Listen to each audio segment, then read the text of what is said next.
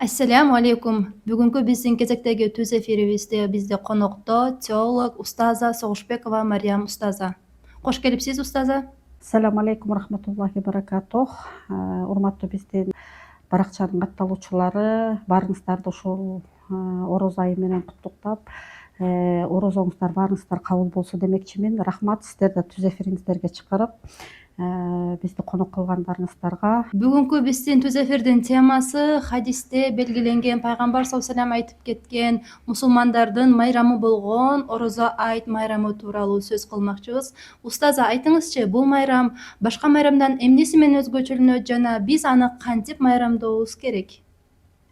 Эми негизи эле айт намазы тууралуу айта кетсек, бул айт намазы Рамазан айы бүтүп, андан кийин Шавал айы киргендеги биринчи күндү айтабыз. Шавал айы киргенде бул баардык мусулмандар чогулуп, ушул Шавал айынын биринчи күнү окула турган намаз. Бул намаздын өзгөчөлүгү бул ислам дининин пайгамбарыбыздын үммөтүнүн негизги өзгөчөлүгү болуп саналат бул намазчы. Андан сырткары биз ушул орозону жакшы аяктап, Аллага шүгүрчүлүк келтирип, ошол Аллахтын ушул айга аман эсен жеткендигибизди билдирип, биз ушул айтка келип, айт намазы окуу жана имамдарыбыз чыгып хутба айтуу. Негизи мунун тарыхын бул айттардын тарыхын айта кете турган болсок, айт намаздары биринчи мурунку убактарда деле майрамдап келишкен, жахилият доорлордо деле майрамдап келишкен. Пайгамбарыбыз ушу Мадинага хижрат кылгандан кийин ушул Мадина элдери бир эки майрамдашып, алар шан шөкөт менен өткөрүшүп, жанагыдай кол чабуулар менен, ышкырыктар менен өткөрүлүп келген. Анан пайгамбарыбыз аны көрүп суроо берет: бул эмне деген майрамдарды кыласыңар дегенде, биз ушул жылына эки жолу ушундай майрамдарды өткөрөбүз дегенде, пайгамбар саллаллаху алейхи вассалам эмне деп айткан: силерге Аллах Таала ушу эки айт намазды силерге бирек катары берди деп, ушул ороз айт менен курбан айтты белек кылды деп, ушу баардык мусулмандарга ошонун тартибин, кандай өтөөрүн баарын түшүндүрүп берген да. Рахмат устаза. Кезектеги сурообуз бул айт намаз тууралуу. Баарыбызга белгилүү, айт намазга эркектер жамаат менен окушат. Ал эми аялдар, аябай талаш тартыштар бар. Аялдар жамаат менен окубайт, айт намазы аялдарга парз кылынган эмес. Алар барса болобу же болбойбу? Ушул тууралуу кыскача маалымат берип кетесизби?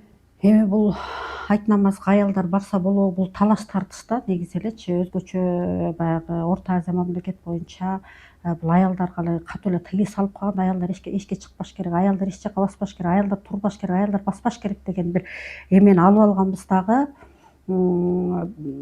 Ушундай бир принципти карманып алганбыз да. Бирок пайгамбар саллаллаху алейхи вассалам аялдардын дагы айт намазга келүүсүн каалаган. Аялдар айт намазына келип хутба угуп, жана имамдар эми биринчи хутбага чыгып, айт намазы шарттарын, бере турган фитр садакаларды, чала турган курбандыктардын баардыгын түшүндүрүп, ошо хутбада айтып кетчү да.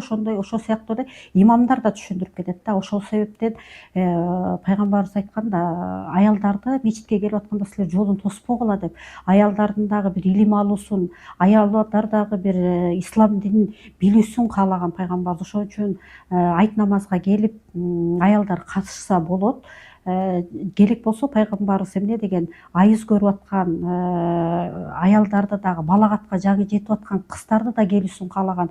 Алар намаз окубаса дагы ошол хутбаларга катышып, бир жакшы сөздөрдү угуп кетүүсүн каалаган да. Бул боюнча аялдарга айт намазга барууга тыюу салынбайт. Барса болот. Кээ бирлөр үйрөнүү максатында да барат. Үйрөнүү максат кылып барса дагы аяктан үйрөнүп келет. Кандай намаз окушту эгер кааласа, аялдар баягы күйөөлөрүн кетирип коюп, үйдө деле айт намазын окуса болот.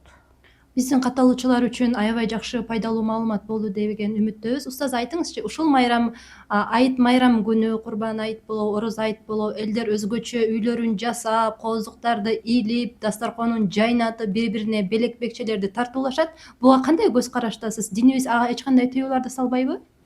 Эми бул боюнча динибиз эч кандай тыюу салынбайт. Ар ким өзүнүн колунан келишинче бир айтты жакшылап майрамдоо айттын ошол майрамды жакшылап бир көргөзүп, мусулмандар өзү эки эле майрам боло турган болсо ошол кооздоп, өздөрүнүн болгон дасторкондорун жайып, баягы өздөрүнө тиешелүү кишилерди чакырып, билесиздер да, биз тууган уруктарга кетебиз, же болбосо жора жолдошторубузга кетебиз, же болбосо баягы жумушта иштеген чогуу бир иштешкендерибиз менен майрамдайбыз. Ошол сыяктуу эле ар ким өзүнүн күч колунан, күч кубаты жетишинче дасторконун даярдап тосса, бул кайра күнөө эмес, кайра сооп алат.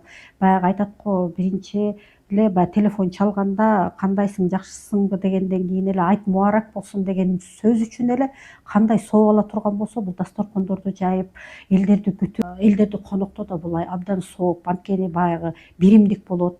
Мусулмандардын ортосунда руханий, баягы бири руханий жактан тазалануу болот, анан ынтымак болот, баягы анан ал учурда да бири бирине белек берсе, кандай сонун баягы бириң бириңерге белек бергиле, жакын болосуңар дейт го. Ошол сыяктуу эле бири бирлерине белек берген бул эң жакшы сооптордун, эң жакшы бир үгүт насааттар болот. Бул айтты көркүнө чыгып майрамдоо бул жакшы, иншаллах.